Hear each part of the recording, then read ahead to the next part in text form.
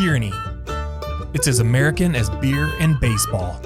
This is the America Beer, Baseball, Tyranny podcast with your hosts, Joshua Sopko and Aaron Bloomer.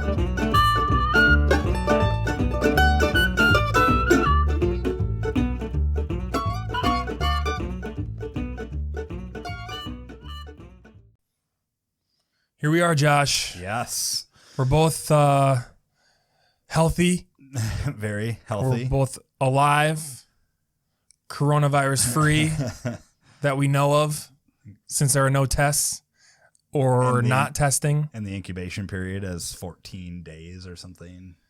It's crazy. I don't know, man. I'm down to 3 rolls of toilet paper and a 6-pack of Corona. Ron is protecting the toilet paper with all of his mighty freedoms. There you go.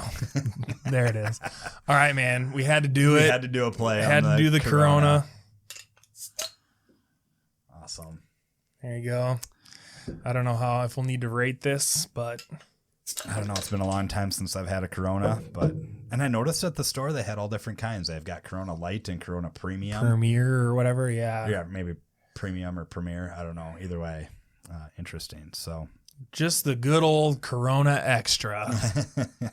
So I wonder if they have a Corona non-extra then too. Right. This is just the regular. Right. So I really didn't want to talk about the coronavirus. I didn't either. I was hoping that it would go away. I think a lot of people are talking about the coronavirus because it's cheap clicks and cheap views, and I didn't want to die. I didn't want to sink to that level. Right. But here we are. No, just kidding. But I think we have an interesting topic because it kind of stemmed from conversations that people have reached out to you on Facebook. Yeah, I've been tagged, messaged. I've had phone calls. I was on the phone all night last night with people. Like, really? Yeah, it's a wild time because the conversation that everybody has, and you can't go through Facebook and like I get a tag every couple of hours in some post and someone tag me and say, see, Joshua, this is why we need government. You know, like you can have your libertarian state, but when it comes to pandemics, we need government. It's like, I don't think we do. My favorite is this one that you sent is, in all your anti-government talk, Josh, I haven't seen much from you about the stuff the government is doing. Yeah. I guess it must mean they have a place in society right now. Which, that's why we're here to talk. Yeah. Because I think that's an interesting conversation. It is. We're in a pandemic. Whether you think it is or not, the government, the WHO, the whoever has deemed this a pandemic. Here we are. I think it's relevant. We're recording on March 18th. Yeah. This will come out the next Tuesday. So things are going to probably change quite a bit. Right. School has been canceled.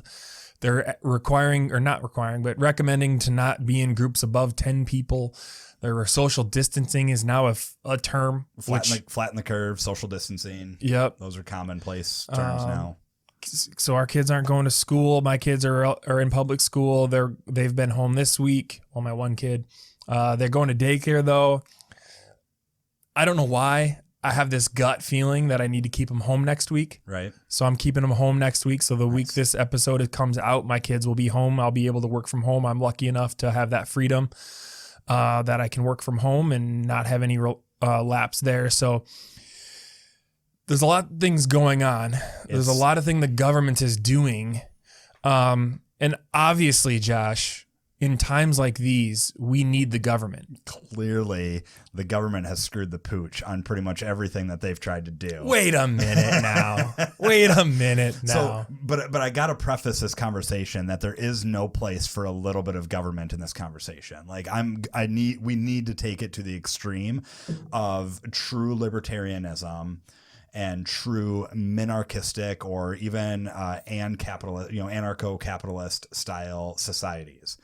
Because if you give government an inch, they'll take a mile, especially in the context of a pandemic, because everybody freaks out like we see now.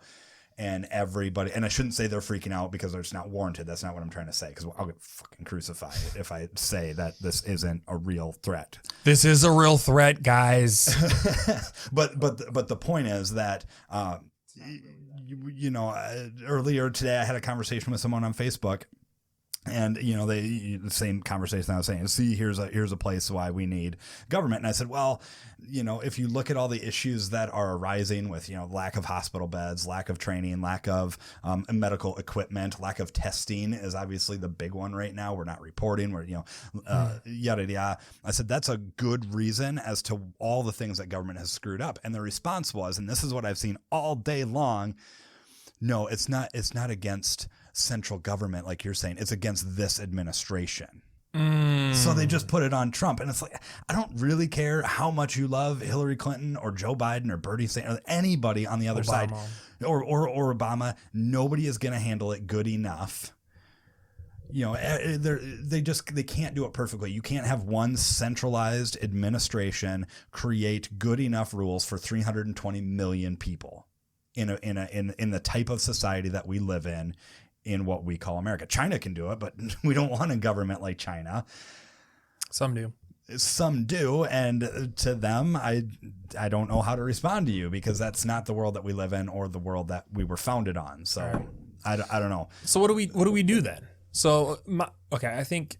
So we need to postulate the idea and conceptualize this form of thinking that, this is why we need government. And I can say, no, this is how a libertarian, how an anarcho-capitalist society deals with pandemics and crisis and healthcare crises without a centralized government, without a centralized authority, mandating quarantines and doing all this other stuff. So that's what I want to lay out, the groundwork of how that works. But I had to preface that we can't have a little bit of government to make this work. So should we talk about how the government is quote unquote helping now, and then how that would happen without the government? I don't think the government's really helping at all. Okay. Well, let me pause it. Let me say this then. Right now, the one main source for information that, for whatever reason, good or bad, that everyone's looking to is the CDC. Right. So there are definitely, when you look at pros and cons of the CDC throughout history, and there are some goods in there and there are bads. But right now, the CDC is like the place to go for information. If you want the most accurate, up-to-date, current, relevant information, the CDC has it. Everything we're basing life on now seems to come from the CDC. So without the CDC, because the CDC is a government agency, how do we know what to do? Or how do we know how do we function without something like a CDC? So the CDC, as much as they know, they don't know much. I mean, realistically, because we as scientists just don't know much. So everything is funneled through this one bottleneck of government efficiency and regulation. If they make one wrong move, they are crucified. They're done for, right? Or we just honor and just say, yeah, CDC said so, so it must be true. Government said so, so it must be true. They can't make one false statement or one false move in that kind. And it seems strange to me that we would put all our eggs into that government basket. I mean, really, why can't we have 3 or 4 or 5 or 6 or 7 places that we're relying on? They're all doing their part to come up with their own research, and they're independently testing and doing stuff and saying, hey, here's what we found. They're sharing research with other people, and they're, going across borders. We can, kind of compile that together as individuals and small communities and say, how do we want to assess this information that we've gotten based on, who has the best track record of researching and testing these type of things, and how do we assess that information? And we make decisions as small groups as to how we want to manage this. Mm-hmm. Because it seems to me that the CDC has never done a good job at much of anything in terms of relaying information and being accurate about it in the long term. Why would we, is this the one time where we can trust the CDC now to be accurate and making decisions for 320 million people appropriately without ever making a mistake? Yeah. And if they make a mistake, what accountability level do they have? I mean, they're an unelected, unaccountable. Zero accountability. Exactly. And so, but because they're the director, you know what I mean? Like, you have who's appointed. True. Right. And then also, how does the Surgeon General fit into that? They're not part of the. You know what? First of all, honestly, maybe this makes me look like an idiot. I didn't know that the Surgeon General was like a military position. Right. Yeah. which is weird. Like he was on TV the other day. I just assumed he was like this old white guy. It was this young black guy in his general uniform. I was like, well, that's not what I would have pictured. That's not what I thought. But It was interesting. Maybe I'm an idiot, but yeah, for sure. Yeah. So I don't know. I mean, I think we have some of that as it is. I mean, I think around here, the Mayo Clinic is a big source of information. Right. I think there's a Cleveland Clinic, which is also a very large healthcare organization. When you got on the East and West Coasts, you get different things. I mean, I think it's interesting, but isn't it nice to have it in one spot? If that one spot is trustworthy and reliable to every level and degree and has no opportunities to make mistakes, like, yeah, it's nice. But don't you think in the defense of the CDC, that's impossible? Exactly, which is why we shouldn't be relying on that, because it is impossible. If they make one wrong recommendation, say, and I'm not saying that this is what's going on, but say they did blow this up and they cause economic turmoil and this ends up being nothing. We know now, like, this is nothing, but what if they were wrong 2-3 weeks ago? And, they made all the stuff that, all these recommendations, stuff that caused such dramatic economic turmoil, and it turns out that it was nothing. Where's the accountability level held there? We put all our eggs into the CDC's basket and they screwed up. Then what do we do? And I'm not saying that's what they did or, Right. So then on the flip side, then if we have a handful of people who are presenting different information or their interpretation of the facts that they have, the facts that are available, then are we holding those people accountable? Yeah, because we're either going to buy their information or we're not. In a free market society. But we're not buying it. In a free market society, we would be. It would be all companies that are trying to produce the best information possible for people to consume, and that information is valuable. Right, but we're not in the traditional sense, but purchasing it with our money, information. Well, like it all depends on how the society works, right? So here's what I want to lay out is in a complete anarcho-capitalist society, free people, there's no government, there's no state at all to deal with a pandemic. How would they handle like self-quarantine? How would they handle, regulatory responses to this, to, flatten the curve and social distancing and, stop the spread? All of the things that the CDC are recommending, which for clarification, I think are all good measures. It seems to me at this point, all of those recommendations seem valid and they are good responses. So to that credit, the CDC is potentially correct in that regard, right? But also they didn't make them up. Right. They're just following what other countries have done. The NIH and they're going off their experts and their thing. So I'm not saying that what they're suggesting is necessarily bad, but I'm saying that those things that are being suggested would happen without them. How? Because people are self-interested and people want to protect themselves and protect their property. So the whole basis of a anti-state pandemic argument boils down to one really simple principle, which is private property.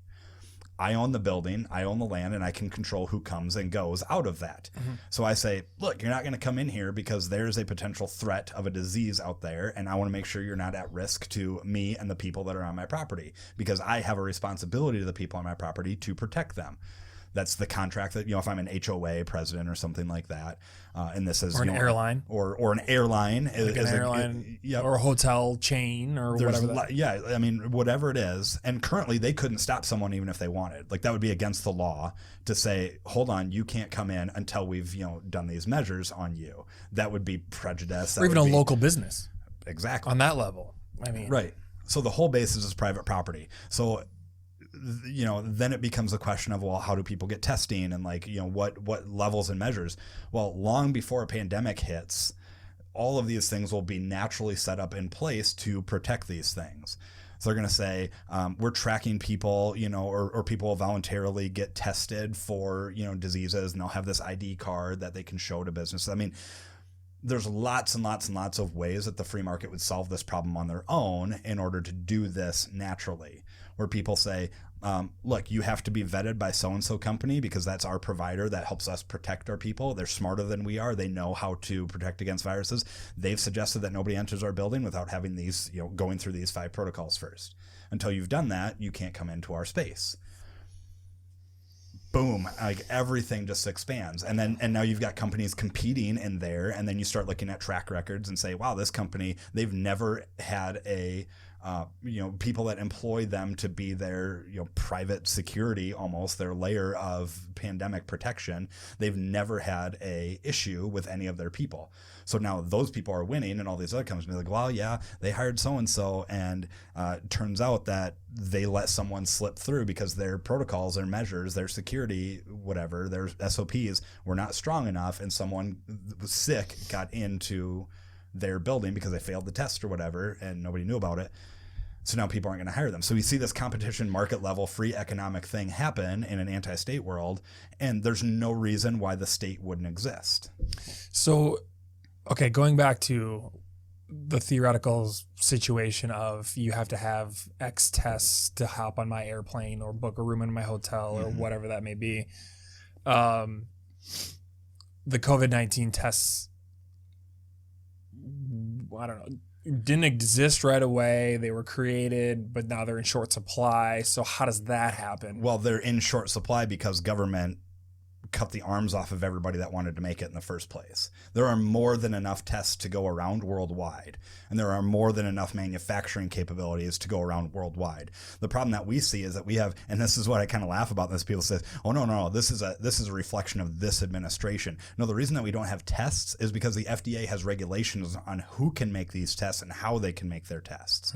So there's the red tape, basically. That's all it is. You have to file your business, your company, your lab. You have to file for a status with the FDA, which can take a couple weeks, and then you have to be vetted, then you have to be processed, you have to do all these things that are just numbers on paper before you even get to an inspection standpoint. It's called like an EOD or something like that, EDO, something like that, and it can take months for this to happen. So when the pandemic hit, there were only I think 2 companies in the United States that had that level of authority from the FDA already, and they're just like, well, we can't keep up with manufacturing and the capability and the capability to do this. And Sure. Now you've got patents on other types of tests too, which we're not going to get into patent law, but that just destroys the capability of anybody else to make a test in that regard. They have to come up with new innovative ways that doesn't break the patent, because now we've just self-regulated and self-monopolized the entire industry to not be able to produce tests. And that's why we're way behind on this curve, is simply because of FDA regulations for the ability to make tests. That's not a Trump thing. Trump didn't write the regulations. Yeah. Those regulations have existed for decades. In a free market society, people would say, we need a test. Let's figure out how to make a test. They'd make one and they'd produce it because there'd be a market for it. And the second... Even when something like this is brand new. Absolutely. It's more incentivized to even do that. So you're saying that the COVID-19 has never been seen before, right? Right. It's been seen in China. Once it's seen in China and it spreads across the world, gets to the United States, by that time, there's enough incentive for companies to make tests, distribute these tests at a cost-effective price. They would do it at whatever price the market bears. And because there's more competitors, and the common response to that is, so you get one company that makes them, and then they're going to sell them for $3 million a test or whatever, and just own the market. Well, as soon as that happens, the company B comes in and is like, we can make a test and we can charge it for $2 million. Then you get company C, B, D, all the way down the line, and pretty soon you're selling these things for pennies on the dollar, because it's literally a race to the bottom. Right. The second you figure that out. And this is where patent laws come in, because people say, I got a patent on this test, so you can't make anything just like it. And then and then they can charge whatever they want for it, because nobody else can make that test. Because when there's 2 companies, those 2 CEOs just call each other up and say, hey, Bill, hey, Bob.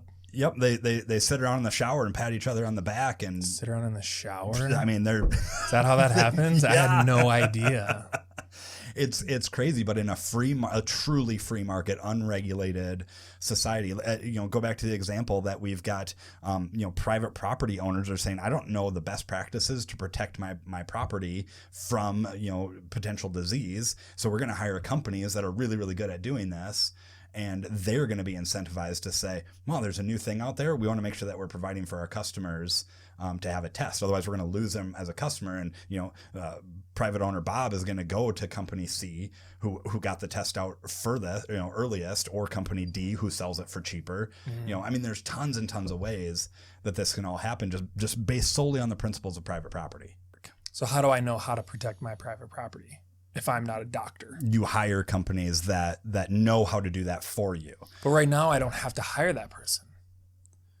And when everybody else is looking down the road and planning and preparing, they're saying, look, I don't know how to best do this. And you end up with competition. If you own a hotel chain and you have a stamp on your thing that says I'm protected by company A because they're the best ones in the industry, people are going to start gravitating toward that hotel chain because that stamp on there has value to people versus, company C. It's like, yeah, we don't really care about that. Yeah. And then when a pandemic hits, nobody's going to go to company C or, hotel chain C because they're like, we have no idea who's being let into their buildings and who's not. Yeah, I think this is just my thoughts potentially that the issue is not for things like the flu or things like the common cold or things like that. I think that the topic that's come up obviously recently is this pandemic where no one saw it coming. Everybody's freaked out, but nobody knows why. And so we, as human nature, turn toward the leader of the pack. Yeah. Right? And right now, for right or wrong, that's the government. Right. So if we don't have that government, the worst case scenario is that private companies pull this information together, but still disseminate incorrect or false information, whether it's on purpose or not. Why would it be not on purpose, though? False information not on purpose? That wouldn't. Because the best interest, there's no, again, the word regulation, but there's no one saying, whoa, how you're testing, how you're pulling in this information, how the quality of your test, whether it's a test or your vaccine or your medicine or whatever it is. There's no one going and saying it has to meet these standards. Well, absolutely people are going to do that. But it could be, what if it's too late though? Like well, this is my devil's advocate. What happens if there are these companies who rush to market because there's no regulation and they charge people thousands of dollars and it doesn't work, or it works but there's more adverse effects than if they would have taken another week or had some regulation body saying, hey, pump the brakes. Yeah, it's going to be really bad for business, and those companies aren't going to exist anymore because there's no government to bail them out. Right. Like, and you start looking at track records too over time. You say, wow, company A has been doing this for 40 years and they've never had a misstep. Yeah. I guess maybe this is it, is that to go from where we are today to that society tomorrow. Oh, not possible. Not possible, but also too, people are going to have to F up, screw up. Yeah, we're going to have to learn along the way. Yep, type of absolutely. Thing. And when you look at company and say, wow, they've never had a misstep, we start modeling our businesses off there and say, well, what are they doing? Well, before they launch something, they have 50 peer-reviewed articles about, how they're testing, and they've went to other third-party lab tests to get their stuff tested so that when they come to market, they say, you can trust us, we're valuable because we did self-regulated. We self-regulated our processes to make sure that we produce something that was safe to you. And you know what? If it doesn't work, you can sue us now because we've caused you harm. True. That part actually is, I think, the bigger piece. There's accountability. There's tons and tons and tons of ways that the free market can solve it. And yes, I'm not saying that we can go to this tomorrow. Like this is purely theoretical, but it's to respond to the question of people saying, well, we couldn't exist in a world without government in a world where we have pandemics. And I say that's just not true. And look, I just laid out the entire, in 20 minutes, it would take hours to really lay this out. in terms that people could conceptualize. But if you understand the process of private property and really kind of figure out how that works on a massive scale, it's totally plausible and totally doable. Also, one thing too, I think, correct me if I'm wrong or if I'm off base, but without the government, we would have potentially better foreign relations. Way better. So instead of just saying, look at those idiot Chinese, they had this disease, they ate this bat or whatever it is, maybe we like collaborate with them. Yeah, for sure. And then we have a test before it gets to the United States, instead of, well, we're going to have to wait till it gets to the United States soil before we're able to like learn or anything about it, because we don't collaborate with these other countries. Right. Which goes back to the point of what we see now, the issues that we have now. We have a pending healthcare crisis, doom and gloom, when it comes to our ability to treat this thing on a massive scale. Right. Like a lot of people are going to need hospitalization and respiratory needs. And why don't we have enough beds for them?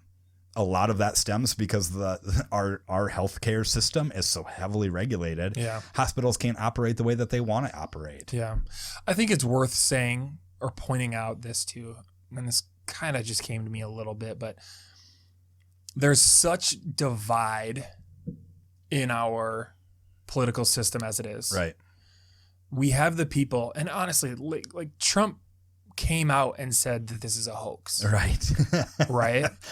He said, this is the Dems trying to make me look bad. This is China being China. This is that. He dismissed it. Yeah. Which I think we can all say was a bad thing to do. Yeah.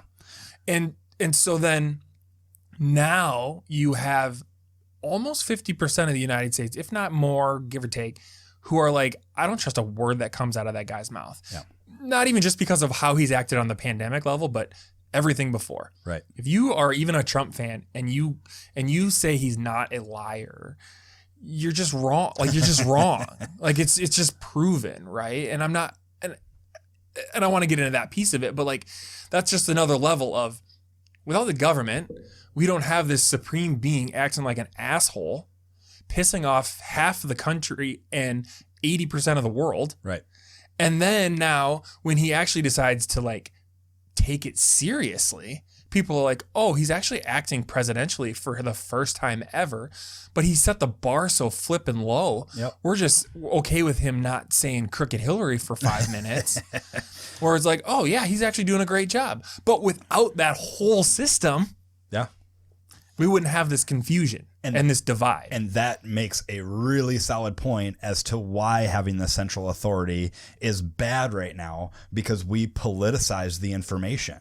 The CDC was trying to put out good information, and we're going, well, this is Trump's CDC, so we're not going to believe that. You know, half of the country says baloney, this is crap. And to be honest, I fell in that camp right away. Like, this is probably no big deal. And now the more that I've learned about it, the more I've tried to internalize the information a little bit more. It's like, this kind of is I mean, not even just, you know, the economic level is, in my opinion, probably even more severe at this point than the pandemic itself. But even just looking at the numbers of the amount of people that are needing to be hospitalized, and based on the lack of reporting that we're doing, and, you know, looking at the numbers from other countries and what our physical capacity is, like, we're kind of screwed at this point.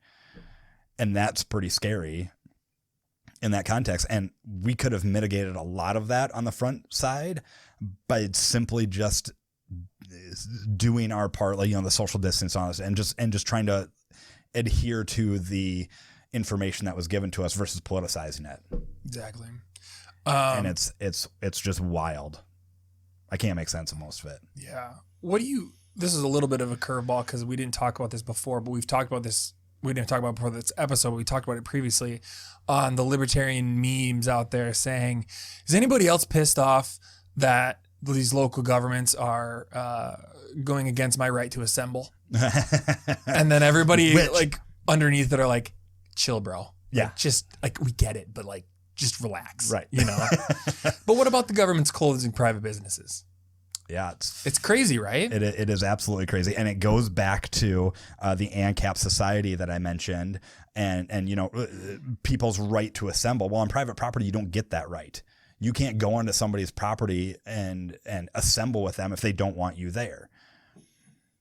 this right to walk around doesn't exist in a private property world where all property is private. Yeah. You don't get the right to walk around unless it's on your own private property. And in that context, like, who gives a shit, right? Like, it's a topic for another day for sure, but just about that and if you can allow people on your property and things like that. But in an ANCAP society, absolutely. Libertarian society, like, you have the freedom to associate with whom you want, and government doesn't have a say in that. Because right now, government has a say in who you can and can't associate with. They're limiting and restricting that.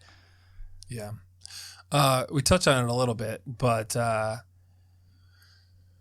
we're looking at another bailout. A lot of bailouts. We've already so many bailouts that I can't keep my head above water and try to even conceptualize any of it. And at this point, it is to me the largest doom and gloom, even outside of the health crisis of the actual disease itself. So let me touch on a few things of what the bailout is looking like. So Trump administration is discussing a stimulus package of around $1 trillion to aid the airline industry, small businesses, and individuals. The $8 billion of emergency funding already approved is seen as far too small. Cash handouts are getting support within Congress, even with Republicans Mitt Romney proposing a $1,000 check for every adult. Mitt Romney with UBI. Okay. Treasury is deferring tax payments. I get that. I mean, that's okay. Whatever. The airline industry is requesting $50 billion for U.S. carriers in the form of grants and loans. The SBA, or Small Business Administration, grants are under consideration. The Federal Reserve slashed rates to near zero and is buying $500 billion in treasuries at least 200 billion agency-backed mortgage securities. Let's see. Hotel industry and suppliers are seeking $250 billion bailout package. Way. The New York Metropolitan Transportation Authority has asked for a federal bailout. A city has asked for $4 billion from the federal government because of the virus. So TARP, you remember TARP back in 2008? The Great Recession in 2008, that was $700 million. We're looking towards a little bit more than that. That was $700 million? Mm-hmm. That was for the auto manufacturers? I believe the TARP was like the paying out to the individuals. Like everybody got that check for $650 or whatever it was. It did nothing. It did nothing, right? Yeah. So that's why they're saying, well, $700 million did nothing. Well, crank her up. Crank it up. Let's turn the juice up. So then President Trump goes out and says, we're here. And I did a lot of research on the airlines today. Dude. Because he said, we're going to back the airlines 100%. But the Treasury Secretary, Steve Mnuchin, or however you say his name, said that the assistance wouldn't be a bailout, Josh. If you're providing liquidity to good businesses that just need liquidity for 3 to 6 months, then you're taking collateral, it's not a bailout. So now the government owns all of the freaking airlines. That's okay. That's cool. That's a great idea. We should definitely do that. So then the 5 biggest U.S. carriers, though, spent 96% of their free cash flow over the past decade on stock buybacks. So you and I, Josh, as adults, they're telling us you need to have a savings account. You need to have an emergency savings fund that will take 3 months. You know, if you lose your job and you don't have a job for 3 months, you gotta have that in savings. Airlines, big businesses, whatever. Government will bail you out. Auto manufacturers, whatever. They'll bail you out, right? Yeah. Is this crazy? It's a shit show. It's insane. Literally insane. And I don't understand quantitative easing. But from what I understand about it, it's just printing money out of thin air. Like all this injection of capital is literally it's all inflationary. It all makes the value of our dollar worth nothing. It's injecting money directly into the economy from nothing, backed by nothing. And it is completely insane and exacerbates the problem. And I heard a really good analogy about what this looks like. I can't think of his name. Popular economist laid out this idea, and he said, we're in a scenario, and this was back before 2008 that he was because he's talking about the pending bubble, 12 years ago. And he said, look, we're in a scenario where we have this wine bottle full of wine. And he said, when it comes to economics, we have 2 ways that we can handle this. We can tip the bottle over on the table and let the wine and the wine dumping out represents pain, right? How painful it's going to be. So we can dump it out and the wine is going to spill on the table slowly. So it's the slow bleeding process of our economic doom, right? Or we can smash the bottle over the table and get it over and let the market just crash. And it's going to be painful. It's going to be awful. People are going to lose their jobs. It's going to be this kind of dramatic scenario, but we'll see a quick market correction and we'll figure out, a new way to move forward. Well, instead, what the government does is when the bottle gets too full and it either needs to, dump out or break, the government just gets a bigger bottle. Like we just keep getting a bigger and bigger bottle and we just keep extending the life of our pain. Right. Until eventually, it gets worse and worse and worse. You imagine more and more wine means more and more pain. So now we're facing this right now as to, are we going to get a bigger bottle? Like we're scrambling to get a bigger bottle. Versus just letting the bottle break and we just need to deal with the pain and let it collapse and figure the shit out. It's just delaying the inevitable. It's delaying the inevitable and it makes it worse. So from what I understand about the history of recessions and market downturns is every time the Federal Reserve does these things, they create these big, huge Band-Aids. Mm-hmm. It just makes the next recession a little bit worse. So, right. They slowly repair things. They get a bigger bottle and we ultimately come out of it and we go, well, it sucked. It was super hard. And now it's better now. Like the economy is great now because of, inflationary crap and, fiat money and injection of dollars and just all this stuff. And then the next one hits and then it's a little bit worse. And then they, do more dramatic means, which is what we're seeing now. And it's insane. I mean, I'm not an economist, but I don't grasp the benefit of just letting American Airlines go out of business. Again, I think it goes back to the point of crushing the bottle. It's going to hurt right away. Absolutely. But over time, right? I don't know. I went and did a bunch of research and these are all publicly traded companies, these airlines and things, how many billions of dollars they made in revenue and things. But I came across this infographic from Charter. So I get a daily email from this company called Charter, CHARTR. And the headline is Airlines, Razor Thin Margins at the best of times. Okay. So then they have this whole big chart of American Airlines. They made $45.768 billion in revenue in 2019. And then, the chart breaks out their fuel costs, their wages, their other costs, which takes up all the costs, which seems like they'd be able to break that out. But then they get interest and then they get corporate taxes. Then they get this. They made a net profit of $1.68 billion, which the point of this chart is it's a 3.7% margin. Okay. It's like a grocery store. But you still net profited $1.6 billion. I think that's what a grocery store is. Yeah, it's not like a grocery store. Percentage wise. Yeah, percentage wise. So what are you doing with the billions of dollars you're making? Well, you're obviously just reinvesting, and I get that, but why you net profit $1 billion, almost $2 billion, and you get to just ask for $50 billion from the government? And you can't weather a 3-month. Yes. Which brings up this kind of funny thing. I was listening to someone else talk about this too, and they said, you know what? When the airliners collapse and their business models go down and people want to travel, everybody's like, we have to be able to travel, right? The planes are still there. The airports are still there. There's still pilots. Right. I want to fly. And somebody says, I can buy a plane. I'll pool some resources. I'll buy a plane and I'll start hauling people around. Boom, you've got a new airline company. And then they're going to figure out all the regulations. And part of the reason why their regulation or their margins are so thin, why they can't make any money, is due to government regulation. You have this centralized authority creating all these rules for them. And that's a whole other episode on how we could fly planes without the FAA. We could have free movement of travel in the air without the FAA controlling and regulating every step of point of interaction that they do. Yeah. Also, too, the top 9 airlines in the United States, their CEOs make a combined total of $61.7 million a year. That's another just caveat. But yeah.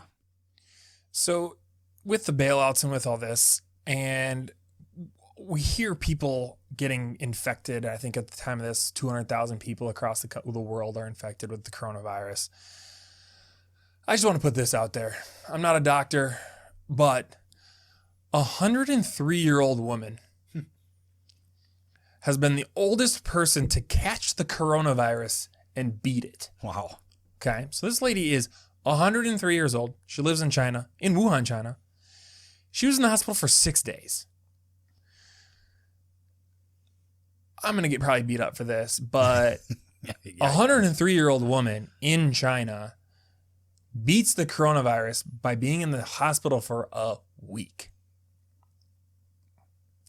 I don't know if it's that big of a deal. Oh, you're going to get crucified, man. For sure. Whatever. I'm not ready to make that claim. I probably was 2 or 3 days ago. But the more statistics of just the general hospitalization and our lack of ability to care for people is going to be the death of everything. We have 2.8 beds per 1,000 people. And if we get to 1 million cases, 14%, something like 14% of those are going to require hospitalization. For up to, on average, 3 to 4 weeks for each person. And this lady got out in 6 days. Right. I'm saying just on average, like we're just going off what Italy is experiencing right now and what we are currently experiencing with our socialized healthcare. With our current amount of people, handful of people that are infected, like that's what we're seeing on just a really small scale. So at 1 million cases, 140,000 of them are going to have to be in the hospital for potentially on average 3 to 4 weeks.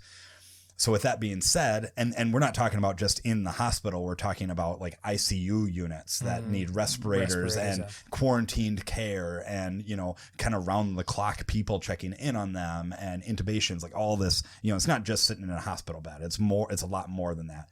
We currently in the United States have the capacity, I think I read, like 155,000 people that we can effectively service for that. Well, and the majority of these people are going to be on the coast too. Right. Thank goodness we have the government, though, because they're making this so much better. So at 1 million cases, which is a conservative estimate of what we're about to see when this thing peaks in the next 3 to 5 weeks. 1 million cases. 1 million cases. No, in the United States, we are bound to see 1 million cases. Because there's been 200,000 worldwide, and we're going to see 1 million. And we're not doing any of the things like those other countries are doing. In terms of mitigating the spread. Kinda. The bigger cities are. Yeah, right. In Sioux Falls, South Dakota. But a lot of them are saying it's too late. And I'm not saying I don't know. I'm saying that based on the things that I've read that of the people that I trust, like if that is all true, this is a big deal. And we have a major health crisis on our hands on top of the economic crisis, which kind of going back to the economy too, we've tanked the stock market in a week and a half, 2 weeks time. And this could be going on for another 3 months. This could be going on for 3 months. We're looking at epic proportions of economic downturn to make 2008 just look like a blip on the map, like nothing. And in 2008, we experienced 5,000 to 7,000 suicides can be attributed solely to the financial burden of that period of time, which took a year. It took a year to fully conceptualize what the market, before the market finally stopped bleeding and hemorrhaging. And we did more damage so far in a week and a half than we did in a year of 2008. So even if we can mitigate the death toll, the body count for the virus, we're going to see an economic changeover in ways that we can't predict or measure. We don't know what that's going to be like. Yeah, but the stock market too, while a lot of it is the coronavirus, it is a political year or an election year. Right. So there's a factor there. I say that knowing that doesn't help anything, but it isn't all because of the coronavirus. Right. It's, now that Bernie's out. Is he out? Mm-hmm. Oh, damn. He's out today. A lot of I didn't see that. I just saw that our local mall closed. Did it? Yeah. Yep. So we used to have a shop in the mall, so that was kind of a big, interesting tidbit. My brother texted me on my way over here, and this is just a side note real quick as we kind of wrap up. He texted me and said, when is Trump going to turn off the elections? which is interesting because here in our local city in Sioux Falls, we have a city councilor who is calling for the postponement of the city election in a month. Steely wants to postpone it. Her today, or a text from someone today. About Steely? Is she phone banking? Who are you voting for? No. Who are you voting for? Who do you prefer, Steely or the other lady? Or their guy? The other guy. Anyway.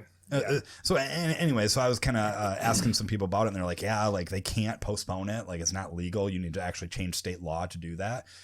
And it's like, well, the governor could invoke emergency powers and could maintain that. And I don't know what our state constitution says about that specifically, but I know our federal constitution, not our federal constitution, but our federal mandates has that emergency power that the president of the United States could postpone elections. Well, other states, they've been questioning the same thing about primaries.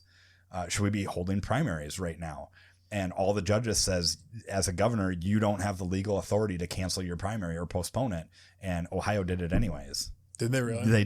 They postponed their freaking elections. And it's like, you can get impeached for that, man. I don't know if you can impeach a governor or not, but you can get the judges said you can't legally do that. You broke the law by taking precedent, and like you have to change state law to do that to adjust your election day. I don't know. It's crazy stuff though.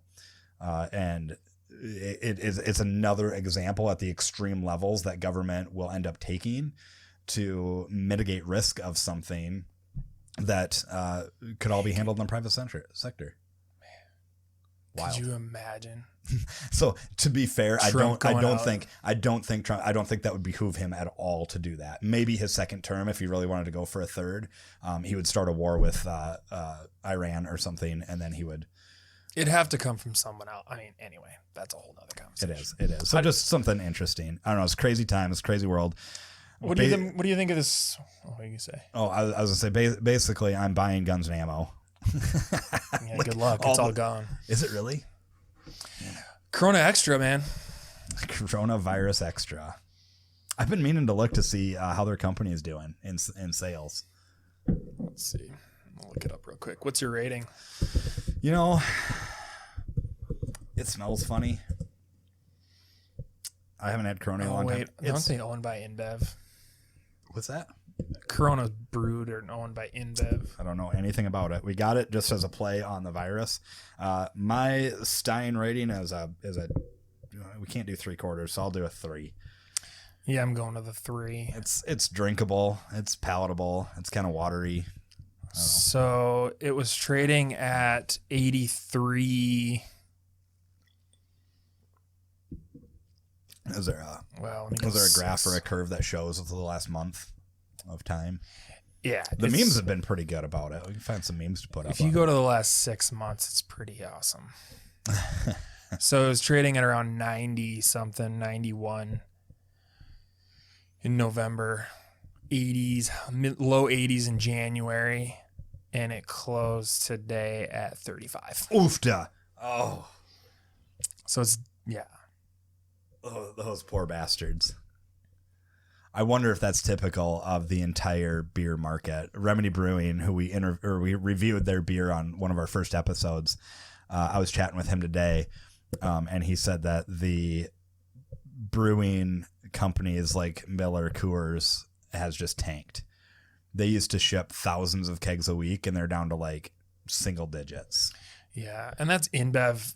So that's Anheuser-Busch InBev. So I mean, that's not just Corona beer. So I think the beer market in total is suffering big time because nobody's going out to buy beer at the bar. Their 52-week high was 102.70, and their 52-week low was today at 32.76. Which there again, I know you're tired of hearing me talk about anti-state shit, but we've got breweries and small business companies that are making beer, and they want to get it in the hands of people, and people want to go get it, but social distance, they can't go outside their house. You can't deliver beer to people in their house. It's against state law.